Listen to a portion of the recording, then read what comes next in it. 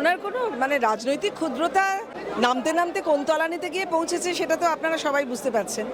সুতরাং উনি নরেন্দ্র মোদীর এত সাফল্য, আমাদের সৈন্যের এত সাফল্য, আমাদের আর্মি, নেভি, এয়ার সব দিক থেকে এত সাফল্য, ওনার গায়ে জ্বালা ধরছে কেন জানি না।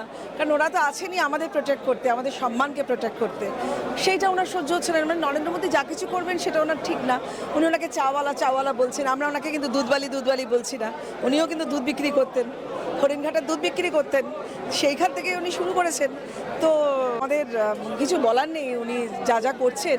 আসলে সিঁদুরকে এক্ষুনি আমাদের লিডার্সরা বললেন যে সিঁদুর এখানে কেনাবেচা করা যায় না। সিঁদুর হচ্ছে সম্মানের জিনিস।